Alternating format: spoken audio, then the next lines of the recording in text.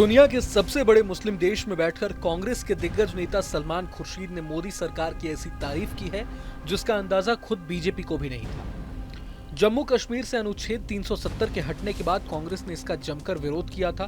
कुछ नेताओं को छोड़कर कई नेता मोदी सरकार के इस फैसले से काफी ज्यादा नाराज थे, लेकिन अब कांग्रेस के नेता इस फैसले की जमकर तारीफ कर रहे हैं। इसका एक और आलम देखने को मिला है। ऑपरेशन सिंदूर आउटरीच मिशन पर सर्वदलीय डेलीगेशन के सदस्य कांग्रेस नेता सलमान खुर्शीद ने मोदी सरकार के इस फैसले पर इंडोनेशिया में कहा है कि अनुच्छेद 370 के हटने से जम्मू कश्मीर में लंबे समय से चली आ रही अलगाववाद की समस्या खत्म हो गई है। खुर्शीद ने इंडोनेशियाई थिंक टैंक और शिक्षाविदों के सदस्यों के साथ बातचीत करते हुए कहा कि कश्मीर में लंबे समय से बड़ी समस्या थी। इसका एक बड़ा हिस्सा संविधान के अनुच्छेद 370 में सरकार की सोच में झलकता था, जिससे किसी तरह ये आभास होता था कि ये देश के बाकी हिस्सों से अलग है। लेकिन अनुच्छेद 370 को आखिरकार हटा दिया गया। संविधान के अनुच्छेद 370 ने जम्मू कश्मीर को विशेष दर्जा दिया था, जिसे 5 अगस्त 2019 को बीजेपी के नेतृत्व वाली सरकार ने निरस्त कर दिया। निरस्तीकरण के बाद राज्य को जम्मू कश्मीर और लद्दाख में विभाजित कर दिया गया। अब ये केंद्र शासित प्रदेश है। खुर्शीद ने आबादी के लिहाज से दुनिया के सबसे बड़े मुस्लिम देश में बड़ा स्टेटमेंट देते हुए साफ साफ शब्दों में कहा कि आर्टिकल 370 के खात्मे के बाद कश्मीर में खुशहाली लौटी है, लेकिन कुछ लोग 370 को फिर से वापस लाना चाहते हैं। खुर्शीद का इशारा किसकी तरफ था, ये उनका बयान सुनकर आप खुद ही समझ लीजिए। Kashmir had a major problem for a long time. Much of that was reflected in the thinking of the government in an article called 370 of the Constitution, which somehow gave an impression that it was separate from the rest of the country. But Article 370 was abrogated. It was abrogated. And it was finally put to an end because so much time has passed. Subsequently, there was an election in 65% participation in election. There's an elected government in Jammu and Kashmir today. And therefore, for people to want to undo everything that has happened, the prosperity that has come to Kashmir is something which is very, very unfortunate. And it will give a setback to anybody. And as you know, your part of the world and all the countries in this neighborhood, nobody can be told give up a part of your sovereignty, give up a part of your country, give up a part of your family. Kashmir and we are family together. Nobody can break up this family. Nobody can break up our home. That is the only message we are giving. And the limited exercise we need to do to ensure that our family remains safe is all we did. For 4 days, and when we tried to give a message to Pakistan, please don't do this adventure. You will not succeed, and I hope that we've been able to give this message. अब सलमान खुर्शीद के बयान के बाद BJP की तरफ से भी प्रतिक्रिया सामने आई है। बीजेपी प्रवक्ता शहजाद पूनावाला ने कहा है कि खुर्शीद पहले विदेश मंत्री रह चुके हैं और वो भी स्वीकार करते हैं कि कैसे पाकिस्तान परस्ती, पत्थरबाजी और पाकिस्तान की समस्या बढ़ती जा रही थी। अब जब अनुच्छेद 370 हट गया है तो खुशहाली है और लोगों की आवाज सुनाई दे रही है। शहजाद ने कहा कि अनुच्छेद 370 तत्कालीन सरकारों और खासकर नेहरू की भूल थी। ये बात सलमान खुर्शीद भी मानते हैं, लेकिन आज भी कुछ कांग्रेसी नेता अनुच्छेद 370 का समर्थन करते हैं। सुनिए। देखिए, सलमान खुर्शीद जी कांग्रेस के वरिष्ठ नेता है। वो पूर्व में एक्सटर्नल अफेयर्स मिनिस्टर भी रहे हैं और आज वो भी स्वीकारने को मजबूर हो चुके हैं कि किस प्रकार से जब तक 370 था जम्मू कश्मीर में, तब तक पी फॉर पाकिस्तान परस्ती, पी फॉर पत्थरबाजी और पी फॉर किस प्रकार से ये प्रॉब्लम ऑफ आतंकवाद बढ़ता जा रहा था। और आज 370 हटने के बाद पी फॉर प्रॉस्पेरिटी है और पी फॉर पीपल्स वॉइस सुनाई दे रही है। और किस प्रकार से आज लाल किले से लेकर लाल चौक तक तिरंगा लहराता है।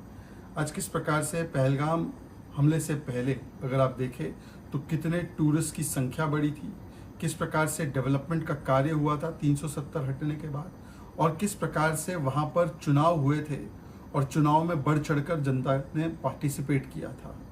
तो ये 370 एक ब्लंडर था उस समय की सरकारों का और ख़ास करके नेहरू जी का। ये आज सलमान खुर्शीद भी मान रहे हैं और 370 हटाना ये बहुत ही महत्वपूर्ण कदम था।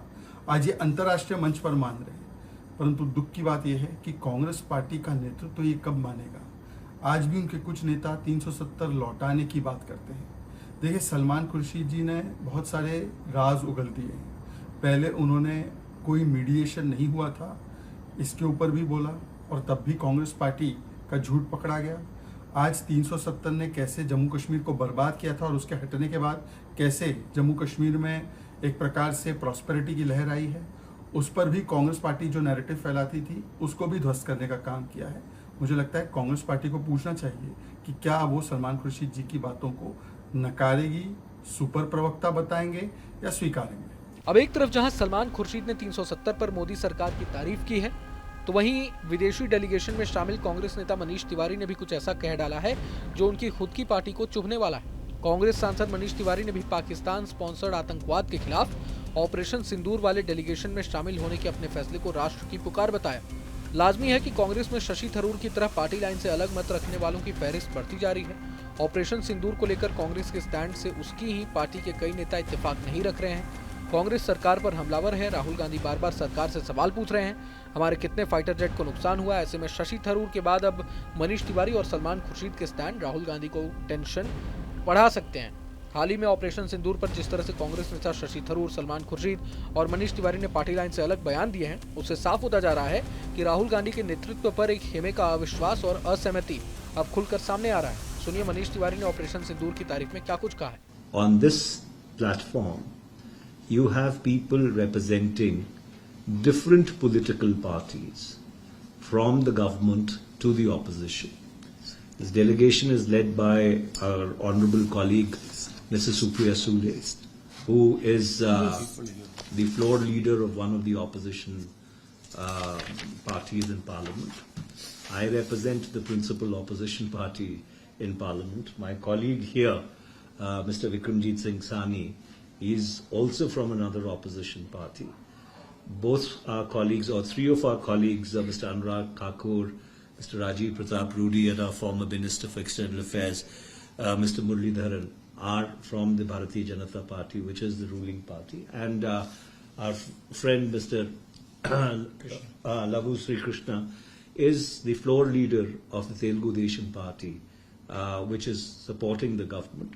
So therefore, the manner in which this delegation has been structured and the way it has been constituted is to convey our national resolve that if terrorism keeps getting perpetrated against India from across the border, if Pakistan continues to use terrorism as an instrument of state policy, if you have a state on our western border where there is no distinction between the state and the semi-state actors that it spawns, then under those circumstances, it is our national resolve that under no circumstances would that be tolerable. India then reserves the right to energize the full spectrum of options that are available to it in order to protect and defend its national interest. अब एक तरफ जहां विदेशी धरती पर कांग्रेस सांसदों के बयान पर देश में सियासत जारी है, तो वहीं दूसरी तरफ आपको बता दें कि आतंकियों के पनाहगाह रहे पाकिस्तान को दुनिया के सामने बेनकाब करने गई भारतीय डेलीगेशन ने कोलंबिया सरकार के रुख के प्रति नाराजगी जताई है। इस दल की अगुवाई कर रहे शशि थरूर ने कहा है कि हमें कोलंबिया से इस बात की अपेक्षा नहीं थी कि वो ऑपरेशन सिंदूर की वजह से पाकिस्तान में मारे गए आतंकियों को लेकर दुख जताएगा। उन्होंने आगे कहा कि हम कोलंबियाई सरकार की प्रतिक्रिया से थोड़े निराश थे, जिसने आतंकवाद के पीड़ितों के प्रति सहानुभूति जताने के बजाय भारतीय हमलों के बाद पाकिस्तान में हुई जानमाल की हानि पर संवेदना व्यक्त की। सुनिए। I have to say that we were a little disappointed in the reaction of the Colombian government, which apparently expressed heartfelt condolences on the loss of lives in Pakistan after the Indian strikes, rather than sympathizing with the victims of terrorism. We will say to our friends in Colombia, there can be no equivalence between those who dispatch terrorists and those who resist them. There can be no equivalence between those who attack and those who defend. We are only exercising our right of self-defense, and if there is any misunderstanding here on this score, we are here to dispel any such misunderstanding. आपको बता दें कि विदेशी धरती पर भारतीय नेताओं का डेलीगेशन लगातार पाकिस्तान को बेनकाब कर रहा है। मुस्लिम भाईचारे का चोला पहनकर दुनिया को छलने वाला पाकिस्तान जब तक मुस्लिम देशों की हमदर्दी बटोरने की कोशिश करता है, लेकिन इस बार उसकी पोल सऊदी अरब में AIMIM चीफ और हैदराबाद से सांसद असदुद्दीन ओवैसी ने खोल दी है। उन्होंने रियाद में पाकिस्तान की चालों को न सिर्फ बेनकाब किया, बल्कि सऊदी अधिकारियों को सख्त लहजे में चेताया भी।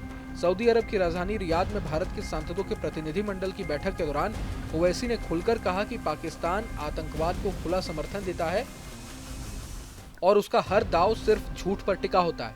ओवैसी ने बताया कि सऊदी अरब में करीब 27 लाख भारतीय रहते हैं और काम करते हैं और भारतीय समुदाय वहां एक अहम भूमिका निभा रहा है। उन्होंने सऊदी प्रतिनिधियों को ये भी बताया कि भारत में करीब 14.5 करोड़ मुसलमान रहते हैं और पाकिस्तान जो कुछ भी उनके बारे में प्रचार करता है वो पूरी तरह से गलत है। ओवैसी ने इस बात पर जोर दिया कि पाकिस्तान को सऊदी अरब ने हाल ही में $2 अरब की मदद और $3 अरब का कर्ज दिया है, लेकिन उस पैसे का कोई फायदा आम पाकिस्तानी जनता को नहीं मिला। सुनिए। तो सबसे पहली बात यह है कि किंगडम ऑफ सऊदी अरेबिया में 27 लाख लोग भारत के यहाँ पर रहते हैं, काम करते हैं, और जो हमारा जो फॉरेन एक्सचेंज हर भारत का नागरिक भी जाता है देश को, उसका एक बहुत बड़ा हिस्सा किंगडम ऑफ सऊदी अरेबिया से जाता है। तो 27 लाख लोग यहाँ पर रहते हैं। फिर हम जहाँ भी मिले डेलीगेशन ने उनको बताया कि कैसा टेररिज्म पाकिस्तान की तरफ से किया जा रहा है और कैसा निशाना बनाया जा रहा है भारत के नागरिकों को। तो हमारा ये हमने उनके सामने बात रखी कि पाकिस्तान को FATF की ग्रे लिस्ट में दोबारा लाया जाए, और ये तमाम किंगडम ऑफ सऊदी अरेबिया उसका मेंबर है FATF का। 2018 में उन्होंने हमारी मदद की थी। उसके बाद हम देखे कि पाकिस्तान पर थोड़ी बहुत रोक टोक लगी उसके ऊपर। तो अच्छी मुलाकातें रहीं, जिम्मेदारों से बात रही, उनके भी कंसर्न्स थे, हमने उनको बताया। बाज़ ने कहा कि आप बातचीत का क्या मरहला हो सकता। हमने कहा कि हमने पहले बातचीत की 26/11 के बाद, पठानकोट के बाद, मगर उसका कोई नतीजा निकला नहीं, उल्टा हमको नुकसान ही हुआ।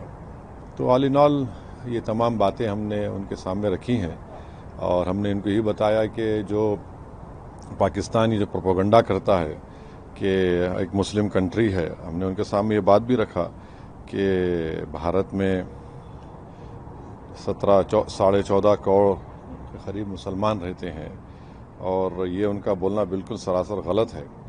और फिर हम यहाँ पर उनको ये बताए हैं कि देखिए, पिछले साल जो है सऊदी अरब ने पाकिस्तान को एड दिया 2 बिलियन का।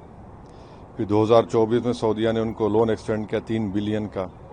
हमने कहा कि पाकिस्तान में तो कोई हो नहीं रहा ना, कोई उनका इकॉनमी स्टेबल नहीं हो रही, उल्टा पैसा हमारे अपने गरीबों के लिए इस्तेमाल नहीं हो रहा। हमने उनको बताया कि पाकिस्तान अपने डिफेंस का बजट उनका 2.6% है GDP का और भारत का 1.9% है। तो ये कंट्रास्टिंग हमने बताया कि फिर करीब हमारा $50 बिलियन का उनसे हमारा ट्रेड है, बायलैटरल ट्रेड है। और फिर हमने उस पाकिस्तान के प्रोपेगेंडे का मैंने उसको बताया कि इस्लामिक यूनिवर्सिटी मदीना में है और वहाँ पर जो प्रॉफेट मोहम्मद सल्लल्लाहु अलैहि वसल्लम की सीरत पर जो किताब पढ़ी जाती है उसका नाम रहीक़ुल मख्तूम है। तो उसको तमाम लोगों के कंपटीशन में फर्स्ट प्राइज़ मिला था मुस्लिम वर्ल्ड लीग की तरफ से, और वो किताब लिखने वाला मौलाना सफ़ीउर रहमान मुबारकपुरी रहमतुल्लाह अलैह थे। आज उनकी किताब पढ़ाई जाती है वहाँ पर।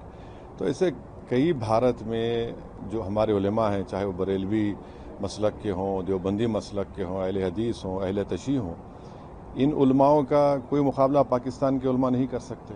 और इन्होंने भारत में तौहीद का पैगाम भी दिया, दे रहे हैं, देते रहेंगे। इश्क़ नबवी सल्लल्लाहु अलैहि वसल्लम की तालीमात से हमको बता रहे हैं, आश्कार कर रहे हैं, और साथ ही साथ हुब्बुल वतनी भी इन मदद से कहा जाता है। तो ये फ़र्क हमने बताया कि भारत में किस तरह से काम किया जा रहा है, मुसलमानों के उलमा जो काम कर रहे हैं, और पाकिस्तान के प्रोपेगेंडा झूठ है। बहरहाल पूरे मसले को लेकर आप क्या कुछ सोचते हैं हमें कमेंट बॉक्स में ज़रूर बताएं।